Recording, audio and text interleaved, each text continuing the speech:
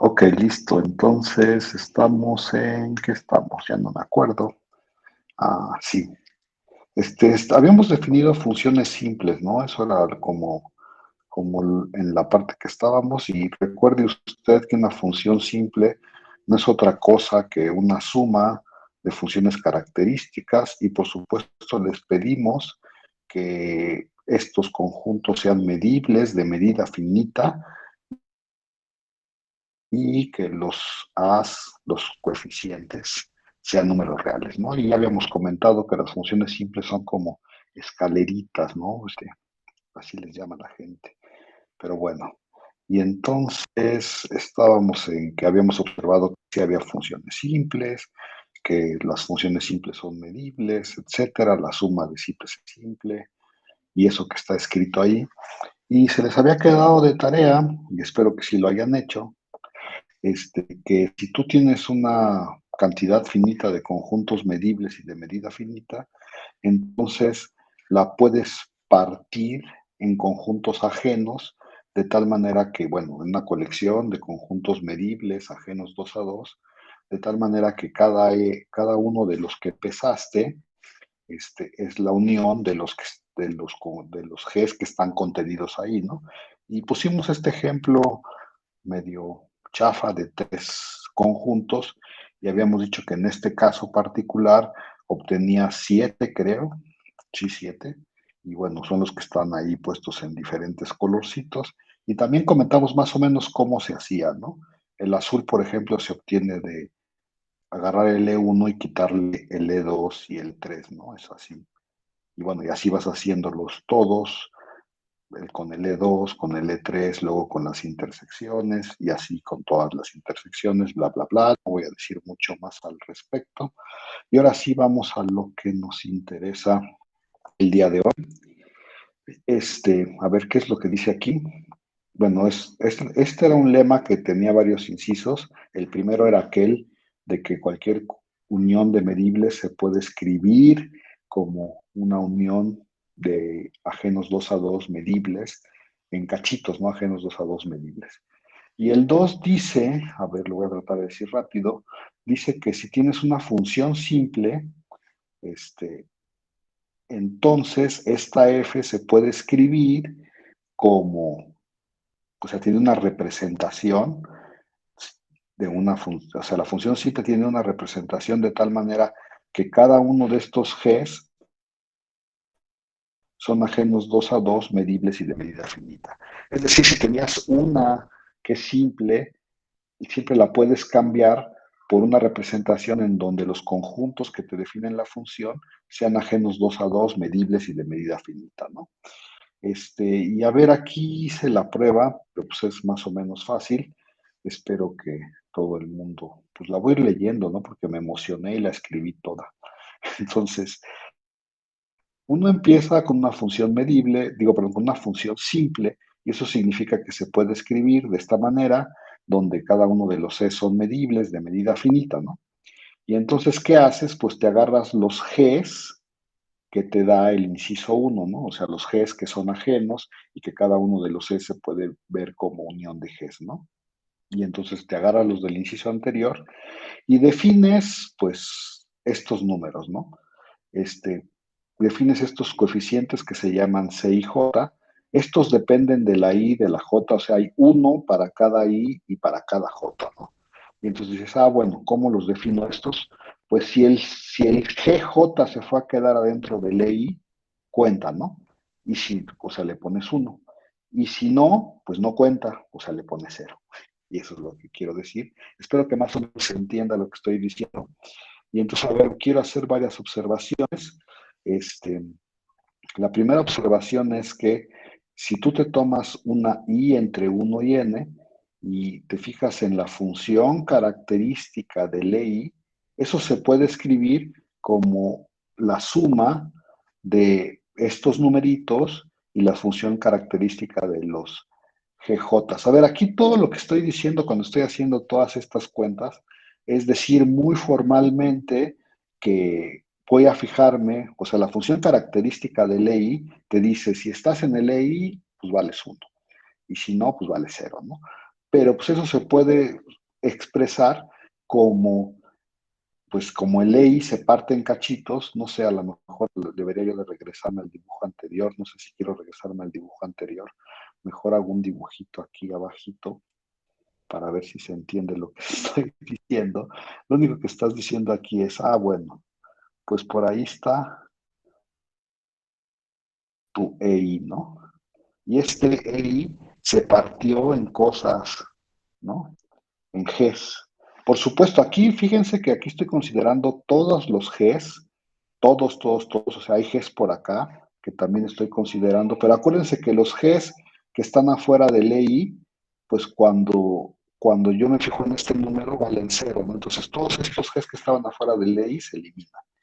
Y luego dices, bueno, ¿cómo es la función característica de EI? Pues si estás adentro del EI, vales, ¿cómo se llama? Vales uno y si estás afuera de ley vale cero, ¿no? Y entonces, pues eso se puede escribir como esta. ¿Por qué? Pues si te tomas el uno en el EI, uno que esté afuera, pues ya se elimina, ¿no? Porque los que están afuera, como dije, estos números me dan cero. Y entonces de estos no me tengo que preocupar. Y si de veras estaba aquí adentro, este, estos números solo cuentan, o sea, este no cuenta, este no cuenta, este no cuenta, y este no cuenta y solo cuenta este, ¿no? Entonces es lo mismo esta función que esta función. ¿Se entendió lo que dije o lo dije muy rebuscado? Ustedes díganme, nadie va a decir nada. Sí, no, sí se entendió. Sí. Sí, ya. Entonces ya. Entonces, pues esto lo puedo escribir así, ¿no? Y entonces dices, bueno, ¿ahora qué voy a hacer? Ahora voy a definir estos números.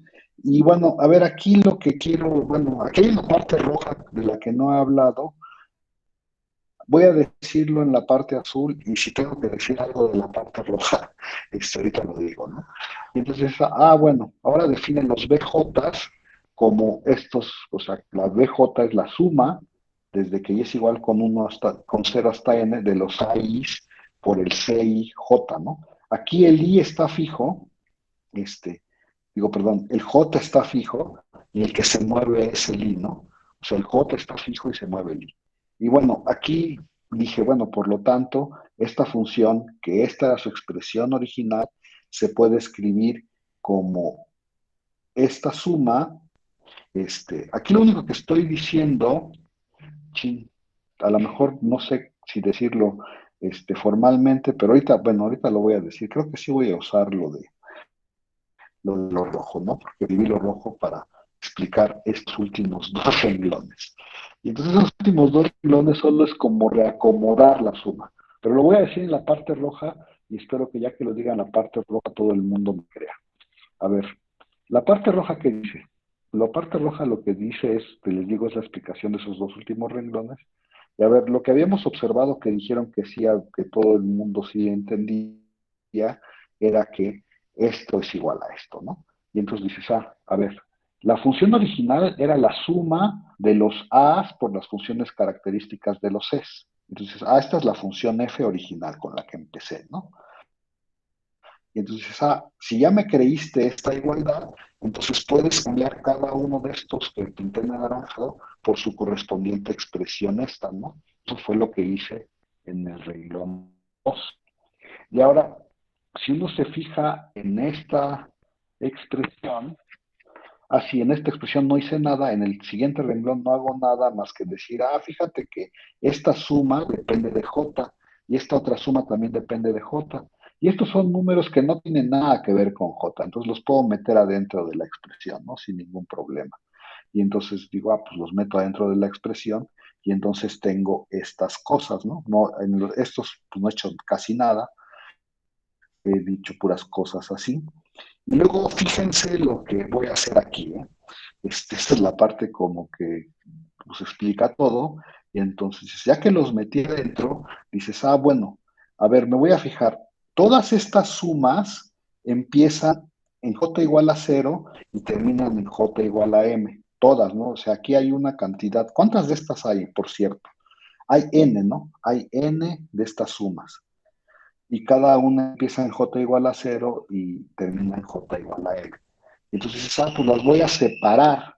¿Separar cómo? A ver, los voy a decir de esta forma, ¿no? En la primera de estas sumas va a aparecer el término con cero, ¿no? Y en la segunda va a haber un término con cero, y en la tercera va a haber un término con cero, bla, bla, bla, y en todas va a haber un término con cero. Y entonces me voy a tomar ese término, el primer término de cada una de las sumas. Si se fijan es lo que escribí aquí, ¿no? El primer término sería, cuando j es igual a cero de esta, es a0, a0, c0, 0, xg0, ¿no? Y el primer término de la que estaría aquí sería A1, C10, xg0. Bueno, la función característica de G0. Y así me estoy tomando el primero de cada uno de ellos. Y bueno, ¿por qué quiero hacer esto? Porque todos estos tienen como factor común a la función característica de G0, ¿no? Pues me agarré el primero de estos y luego me agarro el segundo de cada una de las sumas y el tercero de cada una de las sumas. Y espero que a todo el mundo le quede claro. Aquí los escribí muy formalmente quién era el segundo, quién era el, bueno, el tercero ya no lo escribí, quién era el último. Y entonces digo, oh, pues estoy descomponiendo cada una de estas sumas en su primero de, bueno, el primer sumando de cada una de las sumas, el segundo sumando de cada una de las sumas y así sucesivamente, ¿no?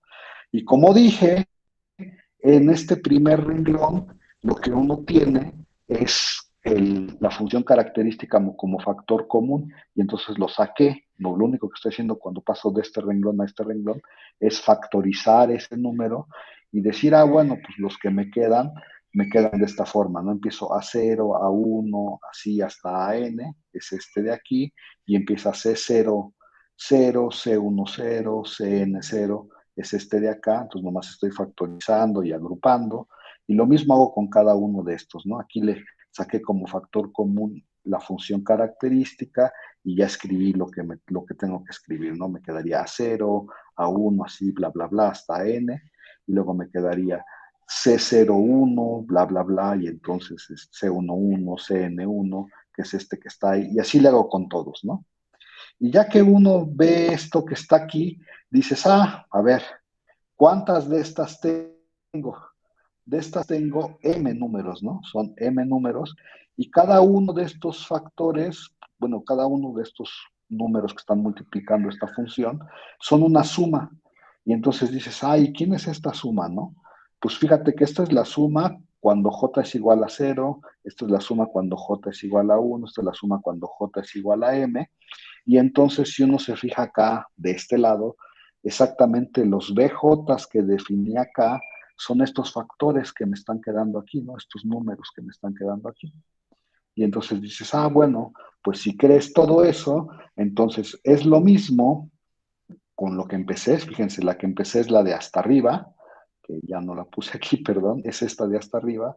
Lo que empecé lo puedo cambiar por la suma de esta suma, esto es lo que estoy escribiendo más o menos aquí, y luego me queda la suma de los BJs, XGJ, que es lo que está escrito acá, ¿no? Otra forma de explicarlo, sin haber hecho lo rojo, sería que, pues ya que defines estos números, ya que defines estos números, pues puedes cambiar, bueno, ya que te fijas que puedes cambiar cada uno de estos por, ay, ¿por quién? Ya no sé por quién. Cada uno de estos por esta suma, podrías decir, ah, pues es lo mismo cambiar los factores, pero creo que eso no lo escribí y entonces mejor no digo nada más. Bueno, es una cosa de ir agrupando, como te conviene. No sé si quieran que diga algo más acerca de esto, pues es hacer cuentas. Yo las hice, no sé por qué, porque supongo que no tenía nada mejor que hacer. Yo las hice y pues ya ustedes las pueden checar. ¿Alguna pregunta, comentario de cómo está hecho esto o no? Díganme, jóvenes, porque si no, no puedo seguir.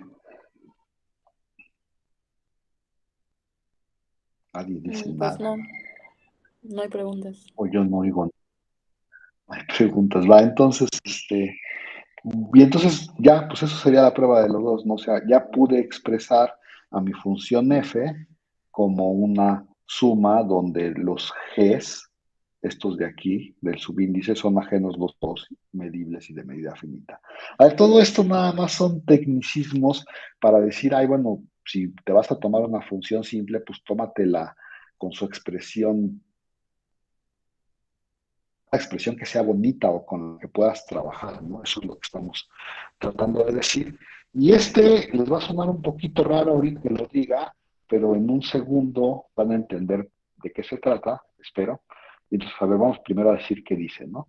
El 3 dice que si tienes otra vez conjuntos medibles de medida finita y números reales, acuérdense que estas cosas, las funciones simples son funciones, ¿no? Entonces se le aplican a números bueno, perdón, a cosas en X.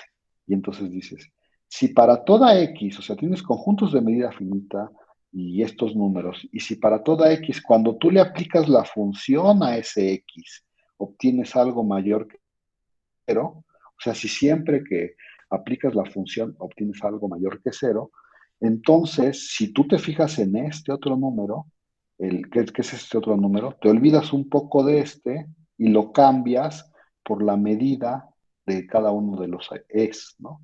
Entonces dices, pues si este fue mayor que cero para toda x, pues este tiene que ser mayor que cero. Y ahorita podrías estarte preguntando, ¿y eso como para qué me va a servir?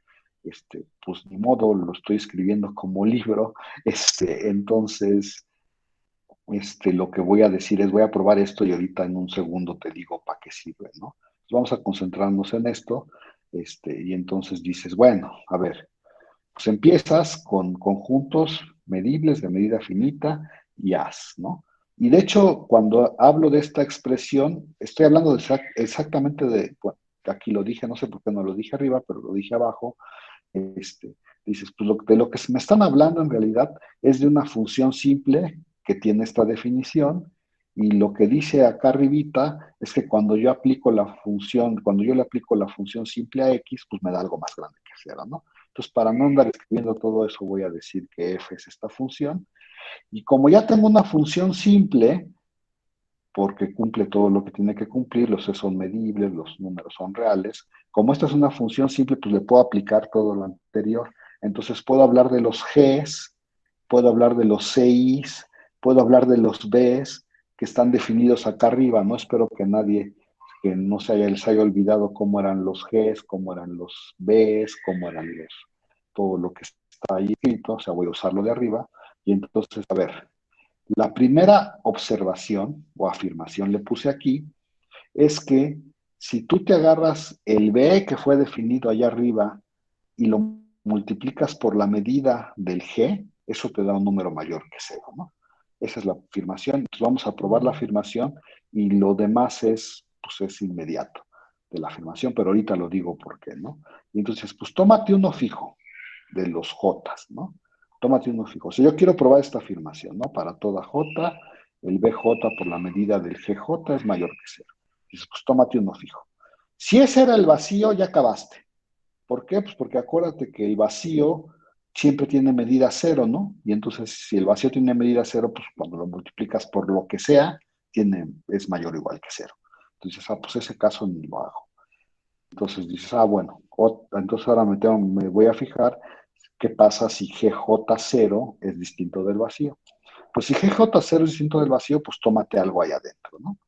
Y entonces, como este X es algo que también está en el conjunto X, entonces lo que había yo dicho aquí es cuando yo le aplico la función obtengo algo más grande que cero. Esa es mi hipótesis. Entonces, pues yo sé que cero es más grande que f de x, ¿no? Acuérdense que f de x es evaluar esta función, pero en 2 dice que eso es lo mismo que evaluar esta función. O sea, ya lo voy a trabajar con o sea, da lo mismo que uses los Cs, que uses los Gs y los Bs, ¿no? O sea, son la misma función. Entonces, pues esto lo evalúo acá. Y luego me pregunto, ¿cómo cuánto vale esto? Recuerde usted que recuerde usted que los Gs son ajenos, ¿no? Y entonces dices, pues ¿como cuánto vale este numerito? Como los G son ajenos, pues X nomás puede estar en uno de ellos. Y pues en el único que está, porque así lo escogí, es en el GJ, ¿no? Son ajenos 2 a 2, entonces solo puede estar en uno. ¿En cuál? En el GJ. Entonces, todos los demás se hacen cero, ¿no? O sea, esta expresión es cero para todos excepto para el J0. Entonces, pues te olvidas de todos los demás excepto el, el que tiene índice J0.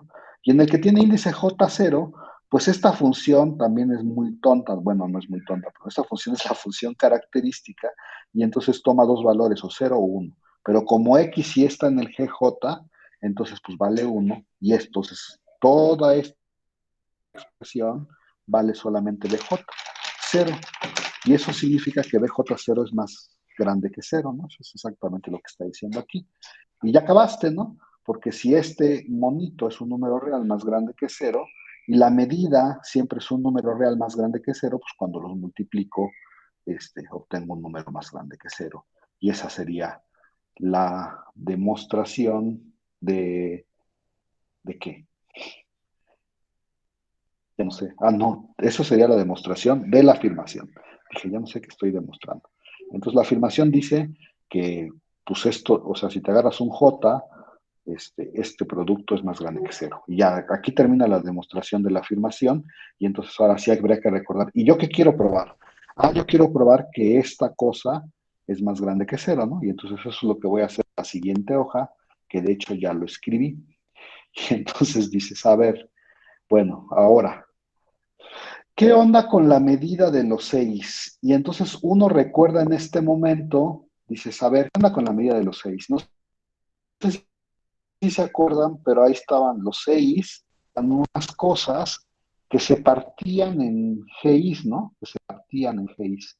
Y entonces decías, ah, bueno, y estos Gis, había Gis adentro, perdón, GJs adentro de ley y había GJs por acá afuera, ¿no? Pero estos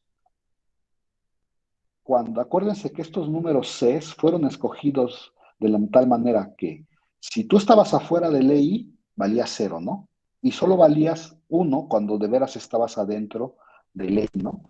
Entonces, a ver, la primera observación que hay que hacer para ver que de veras esa igualdad es cierta, la primera observación que hay que hacer es, todos estos J se eliminan cuando el GJ está fuera de ley. Otra vez me preocupo.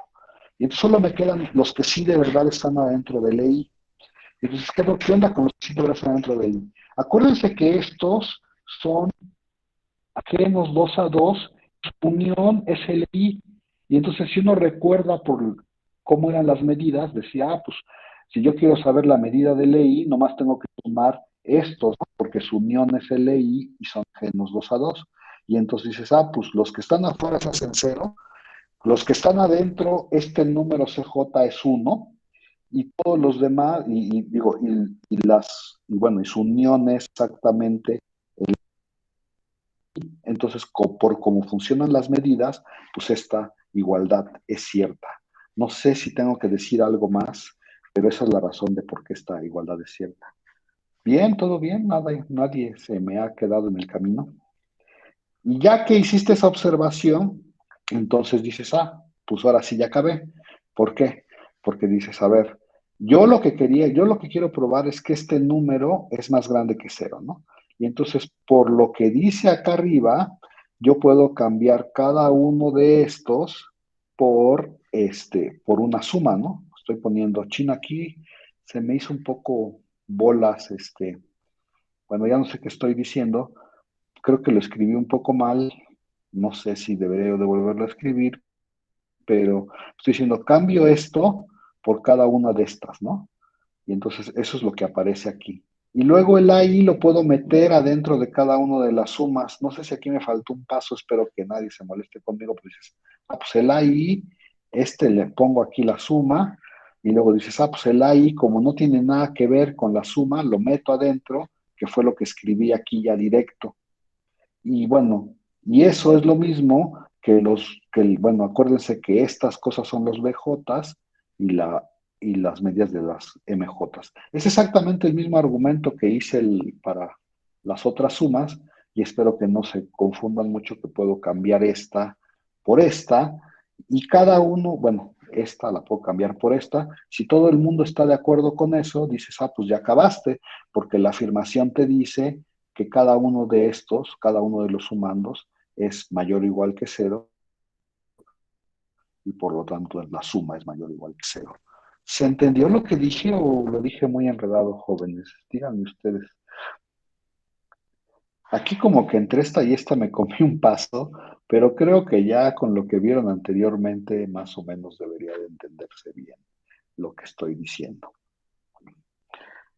¿Preguntas? ¿Comentarios? ¿Nada? Y ahora sí, a ver, recuerden qué dice la 3. La 3 dice que si te tomas conjuntos medibles, de medida finita, por supuesto, y números reales, entonces si la función simple que tú puedes definir con esos conjuntos medibles y esos números vale mayor o igual que cero para toda x en x, entonces la suma de las medidas por los AIs también es mayor o igual que cero. Y eso es como, ya no sé si decir algo más, pero eso nada más es para decir que eso, de veras como que representa, o sea, cuando, ay, ¿cómo lo digo?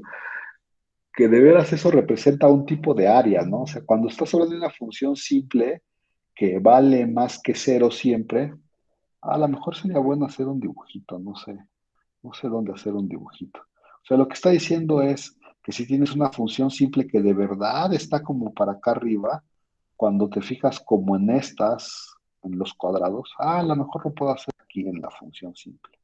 Por aquí tengo yo una función simple, según yo. Fíjense, esta función simple que puse acá, es, como que parece que toda es positiva, ¿no? Lo verde todo es positivo. Y entonces lo que está diciendo aquí es que cuando me fijo en estos, esas sumas, si se fijan en las sumas, ya cuando me estoy fijando en la suma de AI por la medida del EI, ya cuando me estoy fijando en esas cosas, ya estoy haciendo los cuadraditos, ¿no? O sea, son exactamente como, serían como el equivalente de las sumas superiores y las sumas inferiores de cálculo. O sea, ya estoy midiendo el área de cada uno de estos cuadrados, ¿no? Y estoy diciendo que esa área es de verdad mayor o igual que cero, ¿no? O sea, para las funciones simples positivas, esa área de verdad es mayor o igual que cero. Pero en realidad no sirve para eso, para lo que sirve es para este corolario. A ver, y voy a decir el corolario rápido. Lo que dice aquí es que si tienes dos funciones simples, bueno, o sea, no, más bien no está diciendo eso, perdón, lo voy a decir otra vez para que quede mejor dicho. Lo que estoy diciendo es, si tienes dos representaciones de la misma función simple, o sea, si este es igual a este, o sea, tienes dos representaciones distintas de la misma función simple. Aquí nada más pongo los detalles. Acuérdate que para que esto sea una función simple, pues tienes que pedir que los EIs, y aquí me equivoqué, los EIs tienen que ser medibles, y aquí debería de decir los FJs también, ¿no? O sea, porque tengo una función simple que está escrita primero con respecto a unos EIs y unos As, y segundo con respecto a unos FJs y unos BJs, ¿no? Si tienes dos representaciones distintas de la misma función simple, eso es todo lo que, o sea, eso se podría resumir, todo esto que está escrito ahí se podría resumir como, tienes dos representaciones de la misma función simple. Cuando te tomas estos cuadritos, estos ya son los rectángulos, recuerden ustedes, no hay que perder de vista eso, como esta suma ya estás construyendo los rectángulos, entonces el área de los rectángulos pues no debe de cambiar, ¿no? Eso es lo que está diciendo esto, ¿no? O sea, para las funciones simples, el área de los rectángulos es exactamente la misma. ¿Y alguien me puede decir por qué esto es un corolario? ¿Y por qué está ahí? ¿O no? Que a lo mejor no me pueden decir porque no ven el 3, ¿verdad? A ver, voy a poner el 3 por acá rápidamente y luego ya me dicen si de veras es un corolario, ¿eh? Fíjense lo que dice ahí. Lo que dice aquí es que si tienes que esta función vale mayor o igual que cero para toda x, entonces puedes concluir que la suma del área de los rectángulos también es mayor o igual que cero, ¿no? Y entonces dices, ¿cómo pruebo esto? No sé si quiero hacer la prueba, pero lo voy a decir rápidamente. ¿Cómo le hacen para probar que de veras esto pasa? Pues a ver, dicen, yo ya sé por hipótesis que estos dos son iguales, ¿no? Y entonces, pues paso esto del otro lado. Y cuando paso esto del otro lado, obtengo una función simple. Y de este lado me va a quedar cero. Y entonces digo, pues esa función simple, este, esa función simple, pues va a tener, es mayor o igual que cero para toda x, porque de hecho es cero, ¿no? Y entonces le aplico lo anterior y entonces voy a obtener que las medidas de los rectángulos son menores o iguales, mayores o iguales que cero y eso me daría una igualdad. Ya no sé, creo que ya dije demasiadas cosas, creo que sí vale la pena escribirlo, ¿no? A ver, prueba. A lo mejor sí vale la pena escribirlo. A ver, lo que dije es, yo puedo pasar esta del otro lado. A ver, lo que yo estoy diciendo es, considere usted considere usted la siguiente función, ¿no? Dije pasarla del otro lado. Entonces, esto lo dejo igual. Aquí puse m y la función característica del EI, eso lo dejo igual. ¿Cómo paso a la otra del otro lado? Pues la voy a escribir así y espero que todo el mundo diga, sí, claro, eso es pasarlo del otro lado. Es hacer un menos, ¿no? Pero el menos se lo voy a cargar aquí. ¿Por qué? Pues para que diga, para que pueda decir yo lo siguiente. Pues fíjese usted en esta suma. Pues esta, ya habíamos dicho que suma de simples es simple, ¿no? Y entonces, como esta de aquí es simple, y esta también es simple, ¿no? Estos son números reales, estos son medibles, cumplen todos. Entonces, como la suma de simples es simple, esta es simple. Es simple y además, no solo es simple, es la constante cero, ¿no? Y entonces, como es una función simple que es la constante cero, yo le puedo aplicar el anterior. Y entonces digo por 3. Yo sé que entonces, a ver, lo voy a escribir así, la medida, bueno, perdón, los cuadrados o la suma de las áreas, que se escribe eso de esa manera, la medida de los E's, más la suma desde que j, perdón, aquí es igual a cero hasta n de los menos bj por la medida de los fj por el 3 cuando se lo aplico a eso es mayor o igual que cero. ¿Sí? ¿Está bien? Y entonces, y ahora pásalo del otro lado. Y entonces, por lo tanto, lo pasas del otro lado, la suma desde que y es igual con cero hasta m, lo dejo igualito, la medida de los 6 es mayor o igual que la suma con j igual a cero hasta n de la... Aquí, como lo pasé del otro lado, les voy a poner a los bj ya signo positivo, nomás me queda la medida de los fj, ¿no? Y por supuesto, haciendo exactamente el mismo truco, pero pasando los as del otro lado, puedo obtener la otra desigualdad, ¿no? Y si no lo ves en este momento, pues lo haces de tarea y dices, sí, claro, no, nomás hay que hacerlo para el otro lado. Y entonces eso ya te diría que, por lo tanto, estas dos cosas son iguales.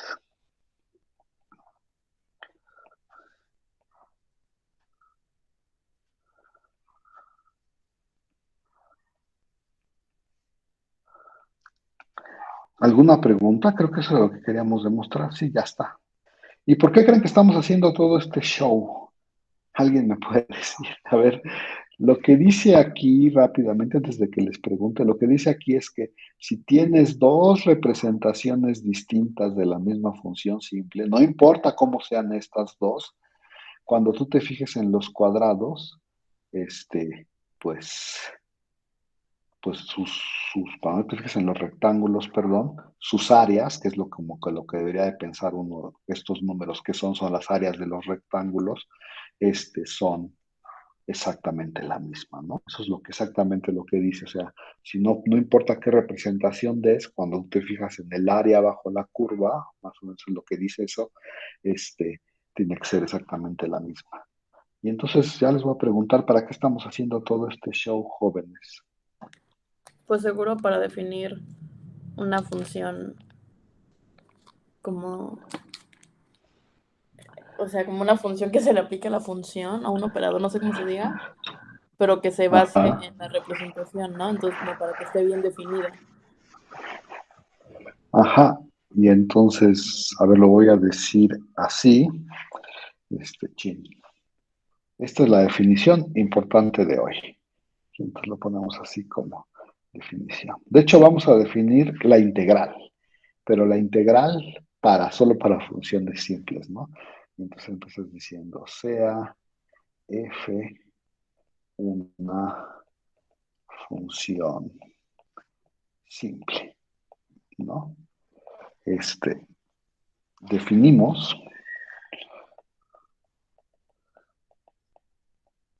definimos la integral de f como la suma desde que i es igual con 0 hasta n de AI, la medida de EI,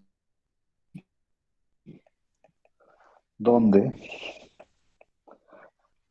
este, donde F se puede escribir como la suma desde que i es igual con 1 hasta n de los AI, la función característica de los 6 con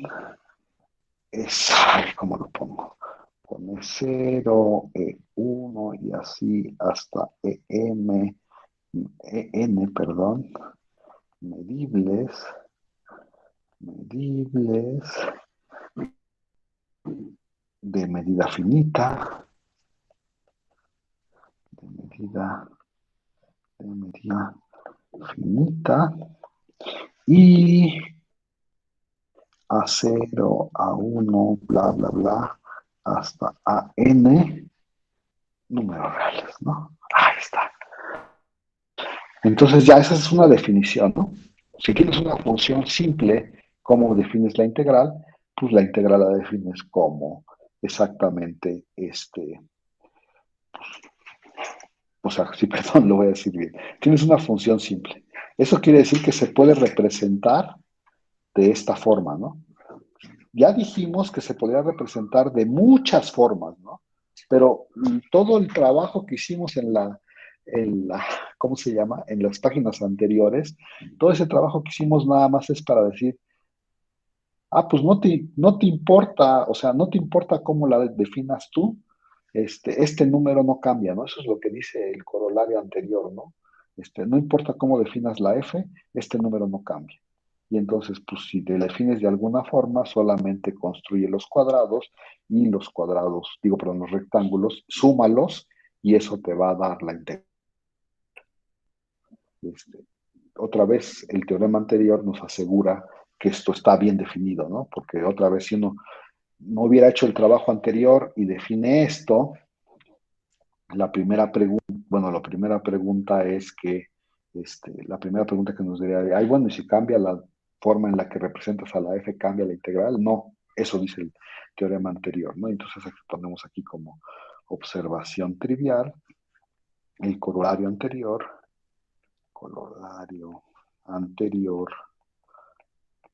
nos dice que la integral está bien definida, ¿no?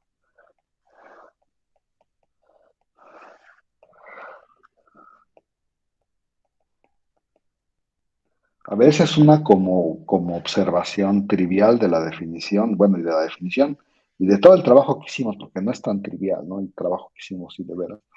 Pero otra observación que yo quiero hacer es que además, la integral es un número real, ¿no? Si se fijan, no podemos, o sea, a ver, todo esto, si se acuerdan, aquí estamos suponiendo siempre que los Cs son medibles y de medida finita, ¿no? Entonces, estos son números reales todos. Y por supuesto, los As son números reales todos. Y son una cantidad finita, ¿no? Entonces, estamos sumando, multiplicando, bla, bla, bla, una cantidad finita de números reales. Y entonces, esto de verdad es un número real, no es una cosa, o sea, no es una cosa extraña. Entonces, pues sí, o sea, la integral, o sea, cuando hablas de una función simple, la integral está bien definida, no importa cómo la expreses, por esta por esta suma y además es un número real, ¿no? Eso es lo que quiero observar en este momento, que es importante, aunque ustedes crean que no es importante, sí es importante. Ahora, este, espero que no vayan a perder un poco la noción de todo lo que estamos haciendo, pero ahorita, a ver, quiero que hagan como un símil de las cosas que sí saben, ¿no?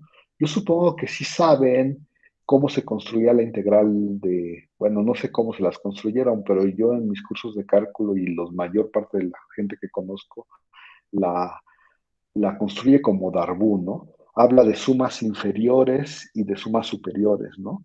Y las sumas superiores, no sé si se acuerdan que son sumas donde se toma uno el ínfimo por la longitud del intervalo, bla, bla, bla. Pero, ¿qué creen que son las funciones simples? O sea, las funciones simples son el símil de las sumas, bueno, van a ser el símil de las sumas superiores y las sumas inferiores.